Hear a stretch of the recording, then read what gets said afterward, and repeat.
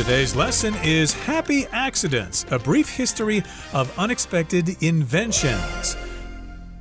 Hi, everybody. I am Roger. And I'm Mike. And today we're going to continue talking about happy accidents. These are inventions that were discovered by chance. People stumbled on them. They were unexpected. And we mentioned a couple of examples. In our last lesson, we were talking about the accidental discovery of penicillin, which happened as a result of a scientist leaving out a sample in the laboratory. I guess he left it out over the weekend. Alexander Fleming was the fella who did that. And when he came back, he discovered that the solution or whatever, the sample, had actually killed some bacteria or something like that. And thus, the world was given penicillin. So that's one example we talked about last time of a happy accident. And we also talked about microwaves for the development of radar, which actually ended up being a microwave oven. And then we also talked about X-rays. I'm still sad about that poor chocolate bar that was melted by the first microwaves. But yes, I guess as the man was standing there, not feeling any heat coming from the microwave, but he did discover his melted chocolate bar. He realized something's going on. And then, of course, there's William Röntgen and his famous accidental discovery of X-rays, which turned out to be kind of useful for people. So these are all things that real scientists came upon without any sort of pre-thought, any planning, any methodical scientific investigation. They were looking into other things, and they happened to discover something totally different, totally random, but extremely useful and very common these days. So we have a couple more examples for you today. I think it's time to turn our attention to unbreakable glass, or just safety glass. And we also have some very, very interesting things to learn about dyes. So let's check them out. If you've ever seen a car's windshield break, you might know that windshields don't break into large, sharp pieces. That's because they're made of safety glass, which was invented by the French chemist Edouard Benedictus when he accidentally dropped a glass flask that had become coated in a plastic solution. Much to his surprise, while the glass did break, the pieces stuck together. Soon after, Benedictus was able to use this observation to develop safety glass.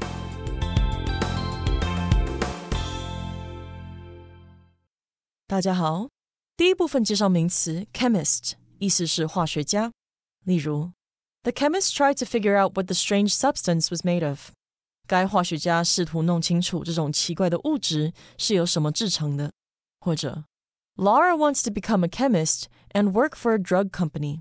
Laura 想成为一名化学家，并为一家制药公司工作。下一个看到副词 accidentally， 表示不小心的、意外的或是偶然的。例如 I accidentally sent my vacation pictures to my teacher. 我不小心把度假的照片寄给了我的老师。或是 Elizabeth accidentally deleted her essay and had to start over. Elizabeth 不小心删除了论文，所以得重新开始。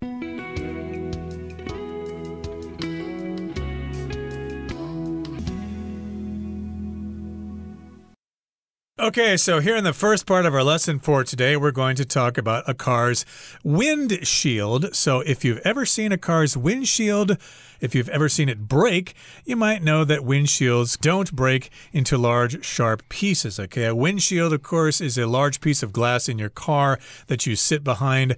I believe this is called a windscreen in England, but the North American word for this is windshield. And yes, indeed, of course, if you get in an accident or if a bird flies into your windshield or whatever, you don't want that glass to break and little shards of glass to go flying back into your eyes or something like that. Usually what happens is that cracks form in the glass and it doesn't really break. That's right. It kind of looks like a weird spider web or something like that. But if you've actually seen this broken glass on the ground, it's really just small, roundish shapes. There aren't those pointed shards of glass. A very sharp piece of glass we would call a shard of glass.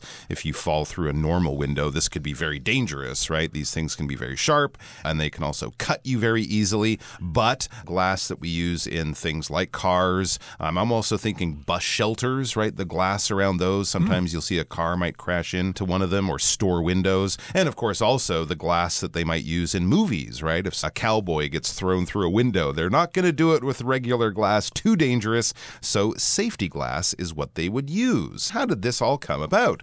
So we've probably seen a car windshield break or seen the results of an accident like that, and we notice they don't break into these large, sharp pieces that other types of glass would. Why? That's because they're made of safety glass, which was invented by the French chemist Édouard Benedictus when he accidentally dropped a glass flask that had become coated in a plastic solution. So there you go.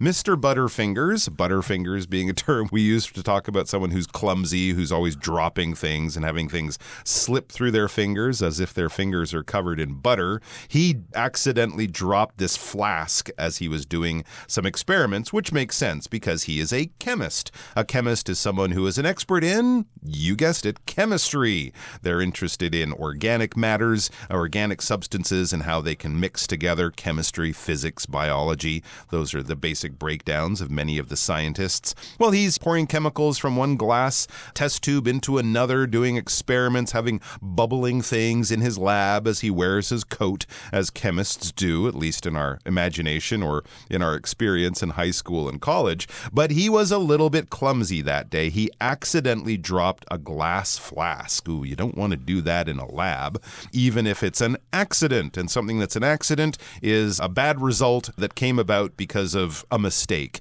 In other words, so if you have an accident, usually it's a bad accident, right? Knocking your favorite coffee cup off the table and having it crack and spill all over the floor is an accident. Leaving your keys at home and realizing right after you lock the door, oh no, that was a terrible accident. You accidentally, through the method of an accident, you locked yourself out of your home. You didn't mean to do it. So he wasn't angry. He didn't just throw this glass flask on the ground. He did it by accident. He did it when he didn't mean to. And what is a flask exactly? A flask is like a container. It's usually a glass container that's used in a laboratory. I think it has a narrow opening at the top. There are other types of glass containers that are used in laboratories, like a beaker, for example. It has a wide opening at the top. And of course, the good old test tube that we use in a lot of experiments. But in this particular case, he accidentally dropped a glass flask.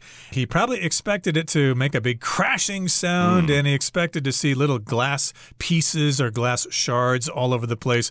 But much to his surprise, while the glass did break, the pieces stuck together. So yes, it's a flask. It hit the floor, and of course, it's going to crack at least when it hits the floor. But much to his surprise, or he was very surprised when he discovered that the glass, well, it did break, but it actually stuck together, and the glass did not go spreading out all over the floor. Exactly. It didn't shatter as soon as it hit the floor and have break into 100 pieces. It actually held together. So soon after, it says, Benedictus was able to use this observation to develop safety glass. He was probably working on another form of plastic, maybe trying to figure out how to turn that into different objects, but he discovered that actually just leaving a thin film of this plastic on the glass would then render or make any glass with this plastic on it safe. And of course, that would be very useful in things like cars and vehicles and whatnot. So that is a pretty cool story. You're right. I do want to know why he was so clumsy that day in the lab. All right, let's turn our attention to our final happy accident. We're going to be getting mauve with things. In 1856, William Henry Perkin was attempting to synthesize some medicine. The attempt failed, but as Perkin was cleaning the bottle he had used with alcohol, he noticed the bright purple color of the resulting mixture. Realizing that the solution could be used as a dye for fabrics, he patented it and founded a company to start mass-producing it. The dye later came to be called mauvine after a flower of a similar color, and by 1860, the color was so popular that dresses featuring it were flying off the rack.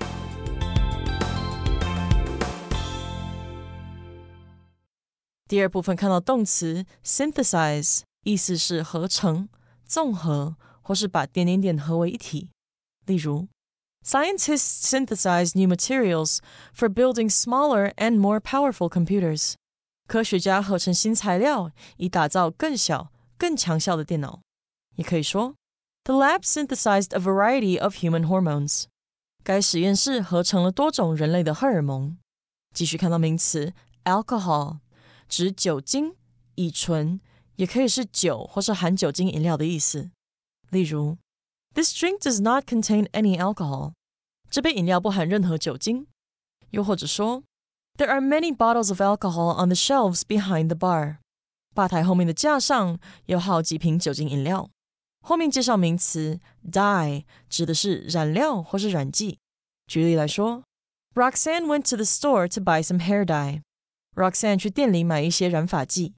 又或者说 This type of dye can be used on cotton only. 这种染料只可使用在棉布上。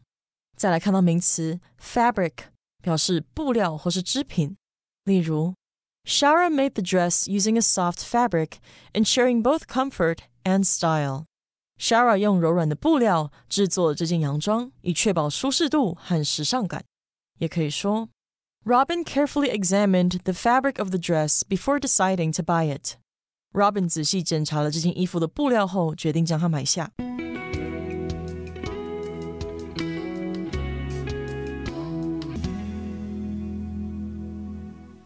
Okay, let's move on now and talk about some colors here, particularly a shade of purple.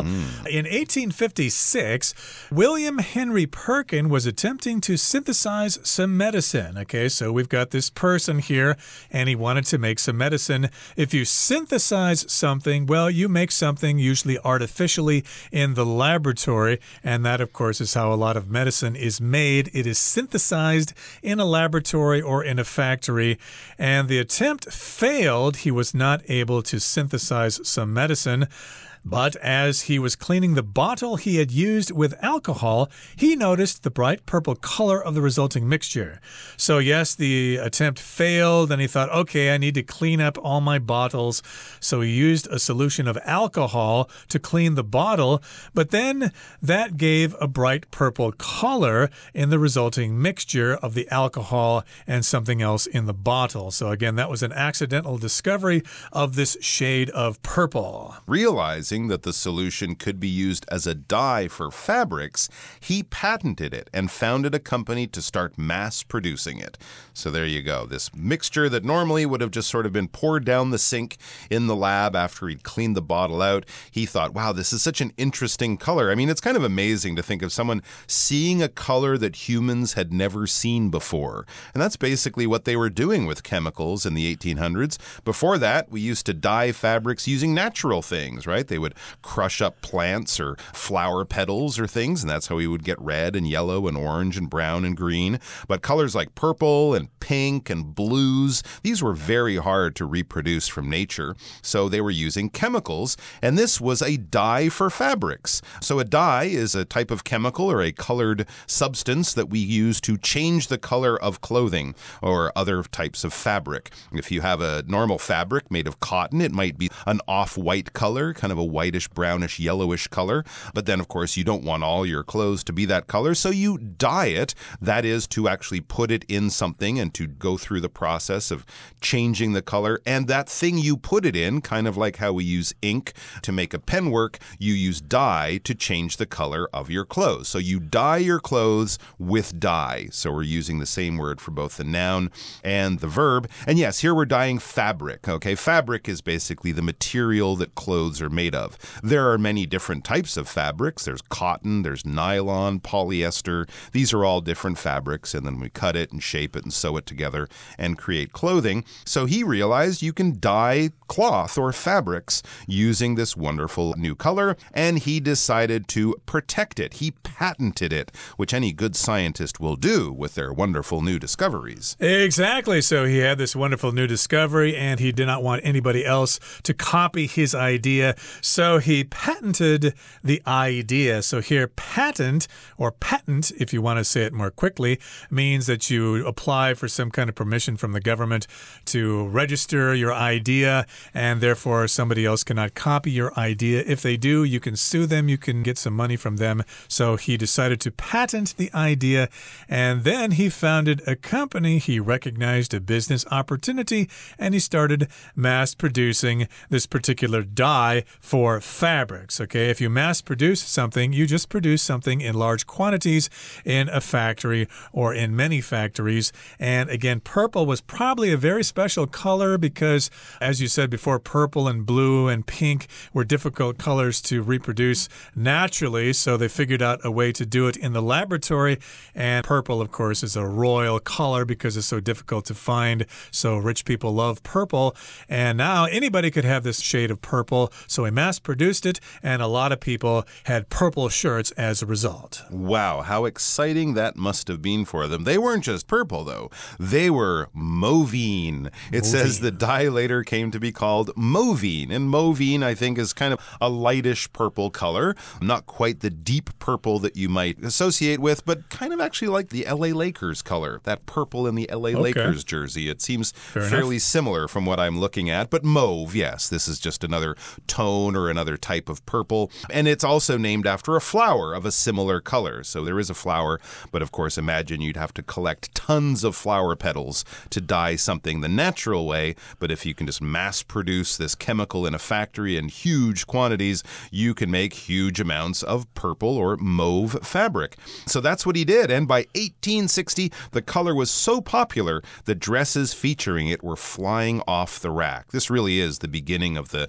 modern chemical industry. And I think one of the first things they used chemicals for in a big way was dyeing colors. It's kind of fun to think that people back then were just so amazed at all the new colors that were available when they went down to the local dress shop. And all of these were very popular. These kinds of colors just hadn't really been seen before. And that meant that the dresses and other things produced with this new fabric were flying off the rack. If something is flying off the rack or flying off the shelf, depending on the product, it just means it's a huge hit with customers. The rack, that place, of course, where you hang your clothes in a dress shop or a clothing shop. And if it's another type of product, like a new phone, a new iPhone or whatever, we would say it's flying off the shelves. It's really popular with consumers. Okay, that brings us to the end of the second part of our lesson for today. Let's wrap things up now with the third and final part. So remember, accidents have a surprising way of leading to new creations. Sometimes the greatest breakthroughs happen when we least expect them.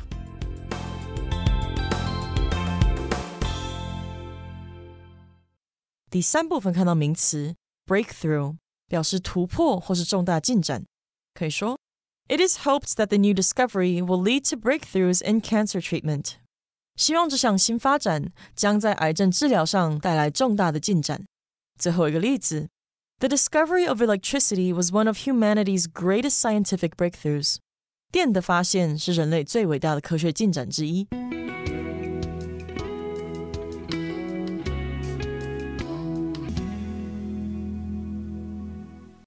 Okay, so here in the final part it says, so remember, accidents have a surprising way of leading to new creations. So yes, that's how we can conclude a lesson from our lesson today.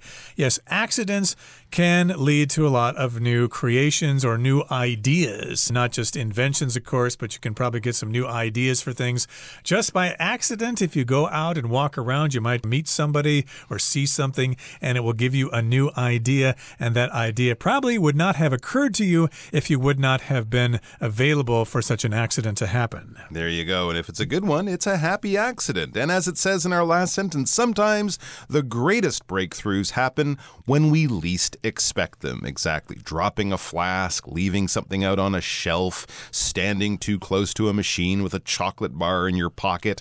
These things are happening when you least expect them. You don't expect them to happen. This is why we call it a happy accident. But sometimes the greatest breakthroughs can result result from them. A breakthrough, here it's kind of like a discovery, an invention, learning something new or seeing something that's never happened before. Often when we're talking about inventors and science and whatnot, a breakthrough, yes, will lead to a whole new technology or a whole new way of doing things. We can also use this breakthrough when we're talking about finding a solution to a knotty problem, to a sort of annoying, troublesome problem that you've been looking at and thinking about. Maybe your company or a group of people are like, how can we solve this? How can we improve this? And then all of a sudden one day someone says, oh, I have an idea. That's a breakthrough. So it could also be something that helps to solve a problem that has been confusing you and troubling you and frustrating you for a long time. When the government has breakthroughs in negotiations with another country, that means maybe they've had a big problem, but they've come through, they've discovered something that will help to solve the problem, that will help lead them to a solution. In science, it also just means a new discovery, a new invention. Okay, that brings us to the end of our explanation for today. Here comes Hanny.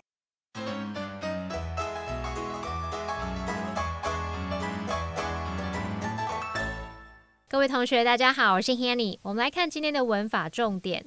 课文第一部分有一句提到 Much to his surprise, while the glass did break, the pieces stuck together. 令他大感惊讶的是，虽然玻璃确实破了，但碎片却粘在一起。那这边要介绍的是 to somebody's 再加上表情序的名词，这样的句型可以表达让某人感到怎么样怎么样的事，令某人什么什么的事。像 to somebody's relief 可以表达令某人松一口气的事怎么样怎么样。 to somebody's horror 可以表达令某人恐惧的事什么什么。 to somebody's sorrow 可以表达令某人悲伤的事怎么样怎么样。好，那么常见的句型用法就是 to somebody's 加上表情序的名词逗号主词加动词。那要特别注意的是，表情序的名词要用单数，那么也可以在 to 的前面加上 much 来加强语气，强调情绪的程度。就像课文用法 much to his surprise 去表达令他大感惊讶的事。好，那我们也来造个例句 Much to her disappointment, she didn't get her dream job. 令他相当失望的是，他没有得到他的梦想工作。那顺便补充，当我们用 in 加上表情序的名词，则是表达感到怎么样，处于什么的情绪之中。其中的名词大多用单数，而且呢前面不加冠词。像我们可以用 in anger 去表达愤怒的， in despair 绝望的， in embarrassment 尴尬的等等。好，那我们在使用 in 加上表情序的名词时，它是具有副词功能，可以摆在句首修饰整个句子，或者是摆在动词之后来修饰动词。例如 The fans screamed in excitement. 粉丝兴奋的尖叫。好，那么课文第二部分提到说，在1856年 William Henry Perkin 试图合成某种药物，那这个尝试失败了。文中是用 synthesize 这个动词来表达合成，那它是由 synthesis 加上动词字尾 ize 而来的。那这边我们来拆解一下 synthesis 它的字首字根。syn 这个字首啊，它表示一起同时，那带有这个字首的字大多含有相同对等的意思。在 synthesis 这个字当中，字首 syn 表示一起， thesis 这部分表示放置。我们把不同的东西放在一起，合而为一，那就表示有综合合成的意思咯。好，那我们顺便补充两个也带有 syn 这个字首的单字。第一个补充的是 syndrome， 它的字首 syn 表示同时， drome drome 这部分表示跑步。当其他的病症啊症状跟着一起跑来，我们应该可以联想到 syndrome 它有并发症状啊症候群的意思。第二个补充的是 synchronize， 它的字首 syn 表示相同， chron 这部分表示时间， ize 是动词字尾，那相同时间应该可以联想到 synchronize， 它有同步同时发生的意思。好，那么以上今天重点整理，我们回顾今天单字吧。Windshield. A bird hit the windshield while we were driving on the highway. Accidentally. Leela accidentally sent the email to the wrong person. Alcohol.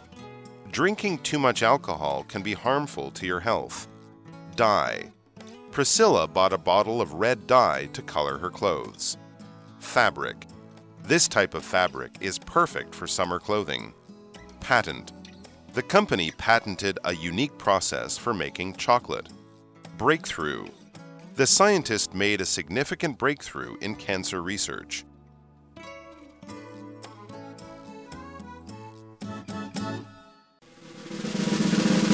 Discussion Starter starts now! Here's our discussion starter for today. The question is, which invention discussed in the article do you think was the most important and why? Well, I think penicillin, which we didn't really look at. We just mentioned that in the first one. I would say that one. But of the ones we looked at really carefully, in my view, radar and microwaves was the most important invention mentioned in the article, given that radar and microwaves can be used in so many different ways. I think that's probably the most useful accidental discovery or happy accident that led to many, many other breakthroughs in turn. Well, I would argue that the most important invention discussed in the article was that glass that would not shatter when it was broken, because nowadays most of us get around in some sort of vehicle like a car or a bus or whatever, and if there is some sort of accident, if somebody bumps into our car, we do not want that glass to be shattering all over the place, and we don't want our skin cut up as a result. It's a good thing that the glass kind of sticks together. Well, that brings us to the end of another edition of our program, and please make sure you join us again next time.